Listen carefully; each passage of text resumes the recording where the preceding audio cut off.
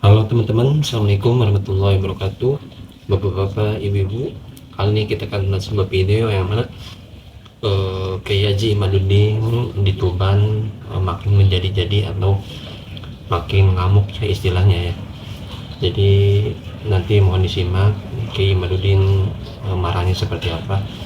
Dan yang kedua ada ceramah Habib Taufik yang mana dia membahas, ya kalian bisa tonton ya bapak-bapak, ibu-ibu. Kita lihat ke videonya. Saya mengisbat, Mbah Holil itu sering nulis kitab loh. Ada nggak kitabnya? Yang mengisbat itu Imaduddin Usman Ba'lawi, itu kitab dulu saya, Fiqratun Nahdiyah. Saya mengisbat Ba'lawi, jelas itu kalimatnya. Wa min duriyatin Nabi atau wa min ahli baitin Nabi Ba'lawi. Itu namanya mengisbat. Astagfirullah. Ya kan itu walaysa alaikum junahun fima akhta'tum bihi, tidak berdosa saya. Makanya Hanif Alatas itu pakai dalilnya kitab saya, ngajar saya.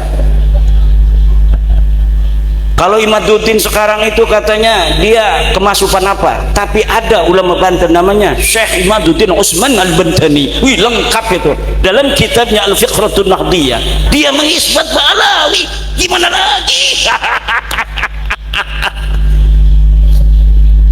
Gayanya kan hebat gelori. Kalau kita kan kurang gaya, kiai-kiai kita itu ngajar Batul Muin aja.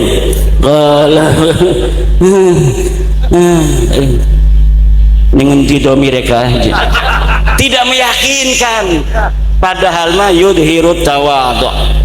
Yudhiru atau kiai kita itu tidak meyakinkan kalau dibandingkan dengan ada orang-orang begitu. Kalau dulu nggak ada orang begitu ya karena semua begitu beres. Tapi karena sekarang ada saingannya tidak fair, framing segala macam macam-macam lah gayanya. Akhirnya kiai kita yang betul-betul alim, tafahum fiddin, tafaqquh fiddin, itu kelihatan tidak alim.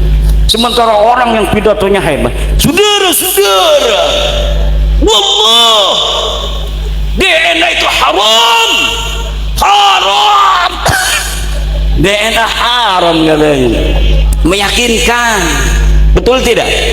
Meyakinkan. Kalau kiai kita itu kumaha etanya, aduh aing mah teu sanggup cenah eta ieu kiai tahajudna sawengi cenah 200 rakaat, waduh jauh aing mah. Itu kiai saya mah kalau ngaji begitu.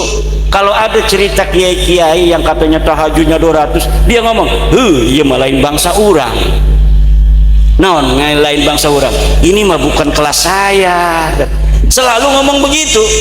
Tapi zaman sekarang ini karena ada orang-orang yang mengajarkan gaya lain dari gaya Wali Songo yang tawadu, itu kalau ada terangin makrifat, orang yang sudah makrifat pada Allah, dia dalam sholat jangankan istrinya, anaknya, dirinya sendiri, Masya Allah, tidak ingat kalau dia sedang sholat karena khusyuk kepada Allah. Hari model kiai mah jauh, model kiai mah. Kalau dia tidak menunjuk dirinya, zaman sekarang tuh nunjuknya pada jamaah, model kiai mah jauh. Kalau kiai dulu yang ditunjuk dirinya sendiri. Iya mah jauh, lain bangsa orang. Duduk kelas kita iki, duduk kelas kita iki. Begitu gaya kiai-kiai kita dulu. Makanya yai sekarang gayanya agak dirubah. Allahu Akbar, masyaallah. Coba tadi lihat anak-anak kita lagi marhaba, tunduk. Begitu gaya-gayanya. Karena yang diajarkan ketawaduan, akhlak. Tapi sekarang orang yang lagi marhaba, Allah, waalaikumsalam, nggak ada yang assalamualaikum, dia waalaikumsalam lagi marhaba. Ditanya sama orang setelah dari marhaba, tadi lagi marhaba kamu ngomong waalaikumsalam, Rasulullah mengucap salam kepada kita semua, dan Rasulullah menyampaikan salam untuk semua jamaah yang hadir di sini. Masya Allah, dapat barokah orang-orang Soko pada hari ini karena kedatangan daripada aneh Imaduddin Usman. Masya Allah. Tinggalkan masjid, yang ditikan majlis-majlis ilmu, majlis-majlis khair, berarti yang mati ahlul khair insyaallah, yang mati ahlul ilm. Hadhihi atharuna tadullu alaina fanzuru ba'dana ilal athari. Inilah peninggalan-peninggalanku, itu adalah merupakan cermin dan tanda siapa aku. Karena itu lihatlah apa yang aku telah tinggalkan ketika aku sudah meninggalkan dunia ini. Hadirin sekalian dirahmati oleh Allah Subhanahu wa taala, hidup di atas dunia ini dua hal yang paling penting sebelum mati, saudara. Kalau mati pasti, nggak ada yang luput daripada kematian. Siapa sih yang nggak mati?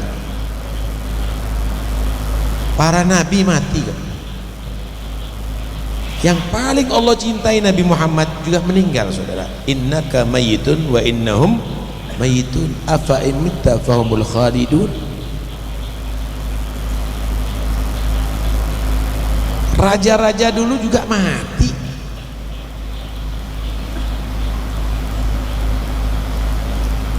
Siapa yang akan bisa menyelamatkan kita dari kematian? Pasukan yang mana?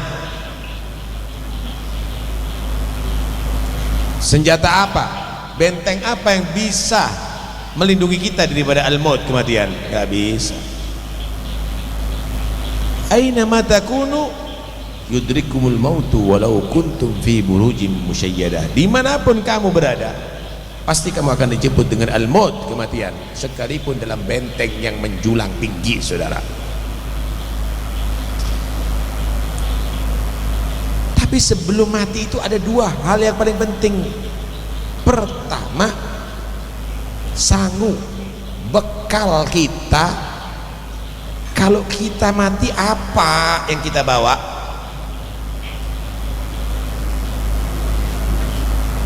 Emas berharga, Pak, di atas dunia.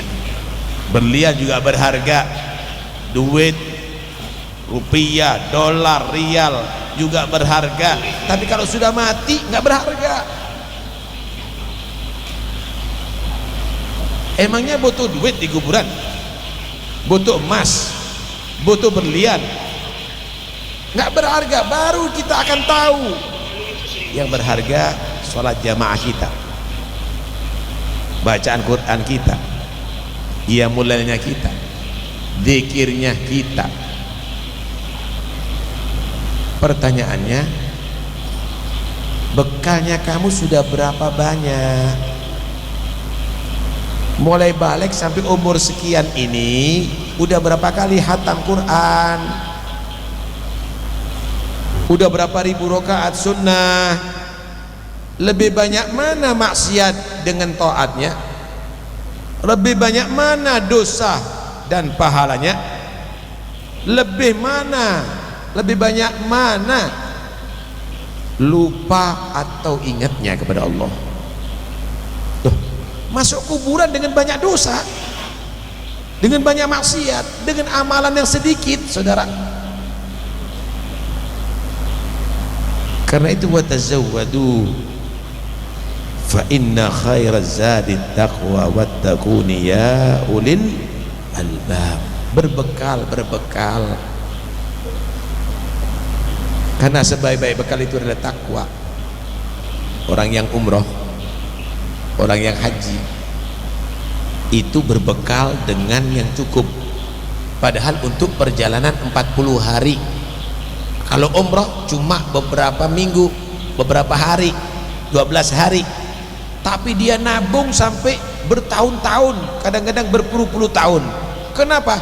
Jangan sampai nanti ada di negeri orang terlantar.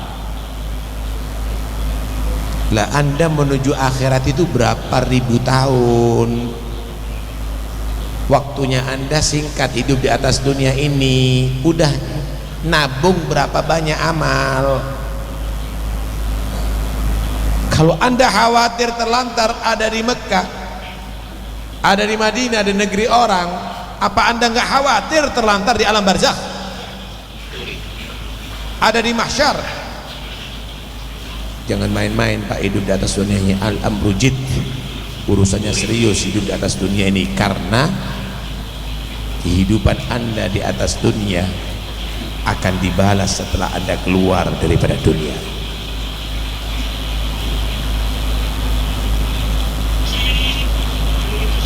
Diriwayatkan bahwa Wahab bin Munabbih pernah berkata, qara'tu fi ba'dil kutubil munazzalah anna malakan yunadi minas sama'ir rabi'ah kulla sabah wa masa. Aku membaca, kata Wahab bin Munabbih, di beberapa kitab-kitab yang diturunkan sebelum Al-Quran, bahwa di situ diterangkan di langit keempat ada satu malaikat berseru kepada manusia setiap pagi dan sore. Berserunya begini. Yang pertama, abna khamsin, abna arba'in, wahai orang yang berumur 40 tahun. Nih dengarkan nih, yang 40 tahun. Antum zar'un gaddana hasaduh, kamu itu ibarat tanaman yang sudah waktunya dipanen, buah yang sudah waktunya dipetik. Artinya bukan main-main lagi, saatnya persiapan untuk mati. Punya cucu pas masih main kartu, toletan lagi, masih main syatranj, catur. Anda udah waktunya untuk dipetik, Anda sudah waktunya untuk mati, al-maut. Kemudian yang kedua seruannya abna khamsin, hei orang yang berumur 50 tahun. Nih yang 50 tahun dengerin. Mada qaddamtum wa mada akhartum, apa yang sudah kamu tabung untuk akhirat kamu? Amal soleh apa untuk akhirat kamu? Persiapannya apa untuk akhirat kamu? Dan apa yang kamu tinggalkan? Ada masjid, ada madrasah, ada pondok, ada darul aitam, ada murid-murid, ada anak soleh. Apa yang kamu tinggalkan?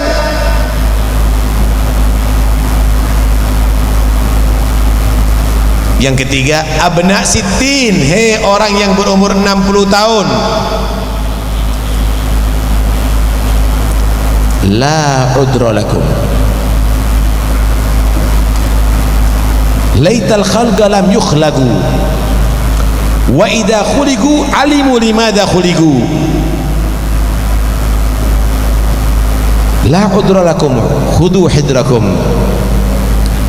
Orang yang berumur 60 tahun, udah jangan bawa alasan ya sekarang ya.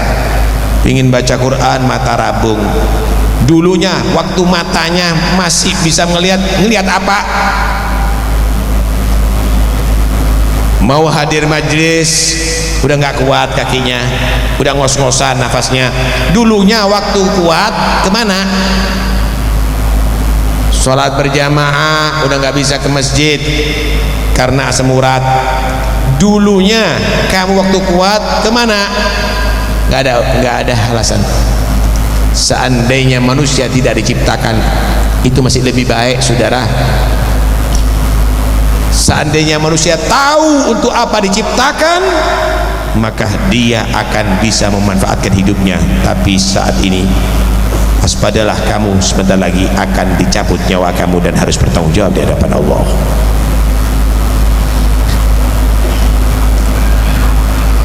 Jangan tertipu Pak, hidup di atas dunia ini jangan tertipu. Diceritakan ada satu orang yang kaya raya, bos besar, big boss. Satu saat dia mengundang semua teman-temannya untuk mengadakan pesta bermacam-macam merek Homer, pelacur-pelacur didatangkan, lagu-lagu. Oke teman-teman, bapak-bapak, ibu-ibu semuanya, Allahumma sholli ala sayyidina Muhammad wa ala ali sayyidina Muhammad.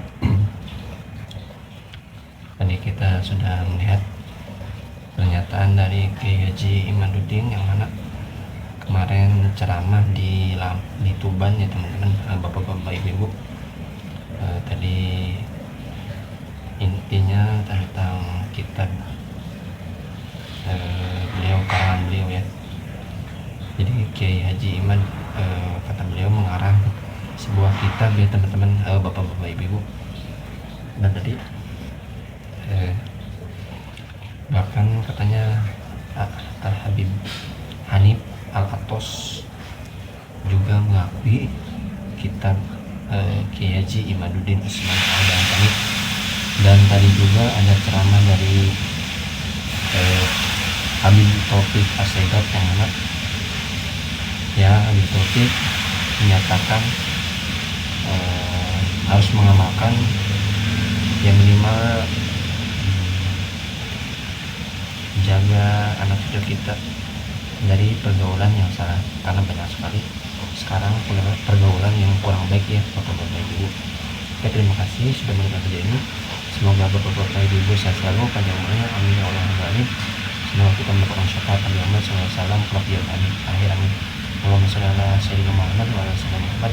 Terima kasih. Assalamualaikum warahmatullahi wabarakatuh.